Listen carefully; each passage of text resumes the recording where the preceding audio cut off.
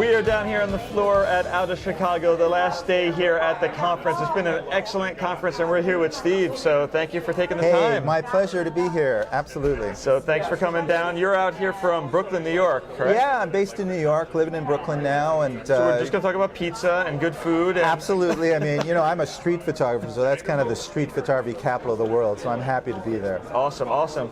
So you've been having a great time here, I'm sure, with street photography. It's been amazing. Yeah, I mean, Chicago, I love Chicago. I mean, I'm new to Chicago. I've only been here once briefly, but I've fallen in love with it. It's amazing. It's a great town, as excellent. People know. Have you had some good photo walks and yeah, we shots? have. Yeah, we went over to the Millennium Park, and there's just, you could stay there forever. Yeah. I mean, there's just so much photo opportunity, especially because the weather's been good and the light has been great, and it's been a lot of fun.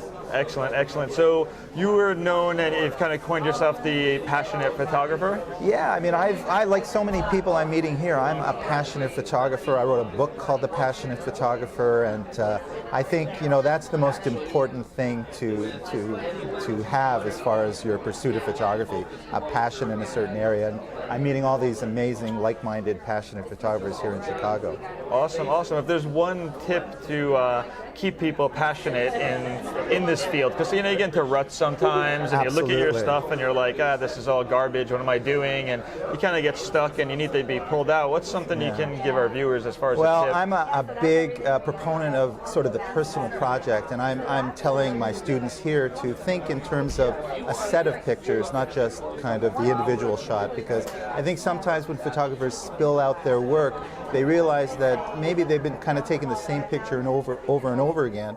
So by sort of trying to create a set, it kind of forces you to sort of choose the best between similar images and kind of peel the onion, go a little bit deeper to tell kind of a deeper story about the project or the genre that you're most passionate about. Sure, I can't agree more. I try to put less out these days. You know, I put everything into Lightroom one day, and it was like, you could tell my film days, it was very small folders, and then they got a digital camera, and there was this ginormous folder, and now I kind of pick and choose what I shoot. I don't try to shoot so much, because if you're not going to do anything with it, I feel, why shoot it? Yeah, no, well, although Nick, you know, as a street photographer, as much as I think you need to be more selective and choose situations that have visual potential, I do advocate shooting a greater volume of work, so that first picture is kind of the starting point, and from there move in and around and really sort of blanket the scene. Take a storied approach to anything you find interesting,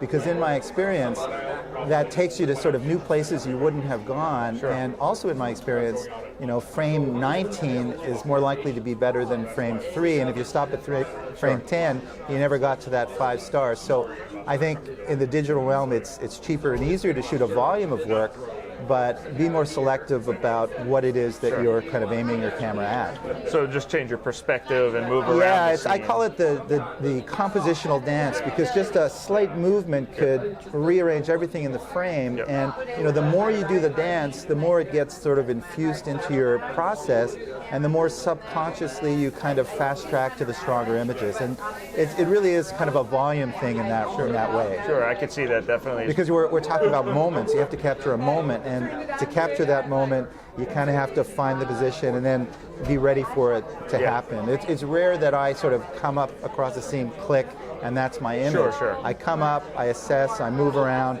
and I'm ready to wait for something to happen, and boom. And, you know, 3 times out of 14 it does, and that's the volume thing, you know. So I'm not patient, but I put in the time, and patience is rewarded. Sure. So I've interviewed a bunch of street photographers out here.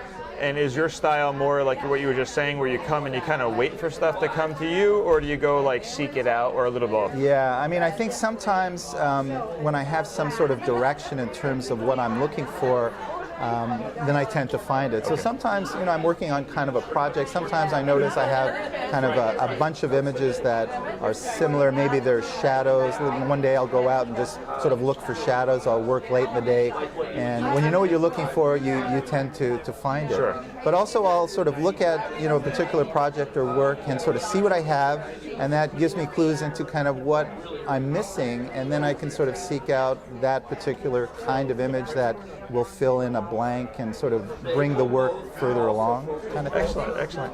So one thing we ask all of our speakers is, what never fails to inspire you? What never fails to inspire me? As an artist. Well, I think, I'm a little bit old school in that I have this huge collection of photography books, and I've amassed over the years, and whenever I'm feeling a little bit sort of uninspired or unsure, I have a whole sort of library of inspiration, because for me, the photography book still, even in the digital age, is kind of the best encapsulation of a project. When you look at a photographer's book on a specific subject, or even the retrospective, you're seeing the very best of that photographer's work. You're seeing what they kind of sweated over and sort of figured out, okay, I'm going to use these images, and then I'm going to put them in this sequence, in this order.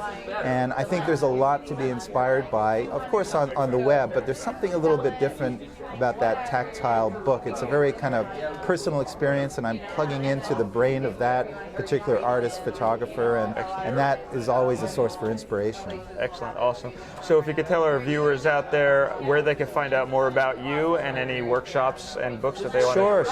Well, The Passionate Photographer is the book that I wrote. I haven't read it, but it's gotten good reviews. And my website is called thepassionatephotographer.com. Okay. And yeah, I'll be doing some projects in the next little while. I've been covering the political conventions for the past, 3 times, 12, 16 years. And I'm going back there in July, so I'm really looking forward to that. And then maybe I'll encapsulate that in a book into the future. So that's my next big project. I love it. Well, cool. Well, thank you very much for taking the time. Thank you very much, Nick. I appreciate it. You have a great time out there at the rest of the conference. I'm having a great time. Absolutely.